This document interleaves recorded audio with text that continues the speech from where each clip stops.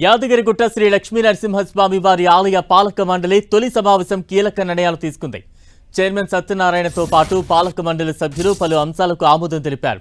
43 కోట్ల 12 లక్షలతో కొండపైన దీక్షాపరుల మండప నిర్మాణం, 9 కోట్ల 87 లక్షలతో కొండపైన బాలాలయ ప్రదేశంలో నిత్య కళ్యాణ మండపం ఏర్పాటుకు గ్రీన్ సిగ్నల్ ఇచ్చారు. నూతనంగా ఆధునికీకరణతో వేద పాఠశాల నిర్మాణం, రాయగిరి దగ్గర ఆర్చ్, కొండ కింద అన్నప్రసాదంశాలలో భక్తులు భోజనం చేసే సంఖ్యను 1500 నుంచి 2000కు పెంపు వంటి నిర్ణయాలు తీసుకున్నారు. లక్ష్మీ నరసింహస్వామి దేవాలయంలో టీసీఎస్ కంపెనీ సహకారంతో దేవాలయంలో సాంకేతిక విధానం, అన్ని రకాల సేవలకు అనుసంధానం చేయడంపై చర్చించారు. కొనిదెల సురేఖ సహకారంతో ఎలక్ట్రిక్ శంకుచక్ర నామాన బోర్డు ఏర్పాటు, కొండ కింద గిరి ప్రదక్షిణ దారి ప్రక్కన ఖాళీ ప్రదేశంలో సోలార్ సిస్టమ్ నిర్మాణానికి ప్రణాళికలు రూపొందిస్తున్నారు.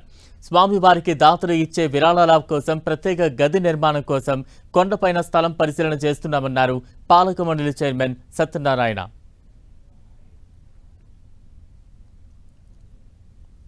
ఈఓ గారు ప్లేస్ ఐడెంటిఫై చేస్తారు. కొన్ని ఏంటంటే మనకు డిఫరెంట్ బిల్డింగ్స్ ఉన్నాయి, బిల్డింగ్స్ పైన పెట్టుకుందామా, లేదు ఒకటి మన ఏంది వాకింగ్ టైప్ గిరి ప్రదక్షిణ ఏరియా ఉంది.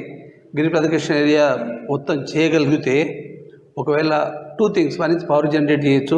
సెకండ్ థింగ్ ఏంటంటే ఎవరైతే గిరి ప్రదక్షిణ వేస్తుంటారో వాళ్ళకు వర్షం వచ్చినప్పుడు కానీ ఎండ వచ్చినప్పుడు కానీ ప్రొటెక్షన్ ఉంటుంది అనేది ఒకటి. డిఫరెంట్ ఫైనలైజేషన్ కాదు, ఈఓ గారు అన్ని ఎవాల్యుయేట్ చేసి డెసిషన్ తీసుకుంటారు. దాని తర్వాత సోలార్ పవర్ జనరేషన్ కూడా పోవాలి అని ఒక డెసిషన్కి వచ్చామో అది ముందుకెళ్తాం.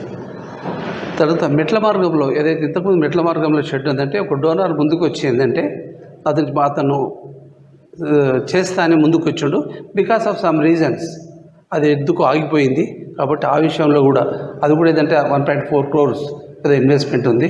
వాళ్ళు ఆల్రెడీ డోనర్ ఉన్నాడు, యాక్సెప్టెడ్, అతన్ని కూడా ఇచ్చి ముందుకు వెళ్ళాలి, కంప్లీట్ చేయాలి అని చెప్పి వీ హ్యావ్ టేకెన్ డెసిషన్. దాన్ని ఒకటి ముందుకు వెళ్తున్నాం. అదొక డిస్కషన్.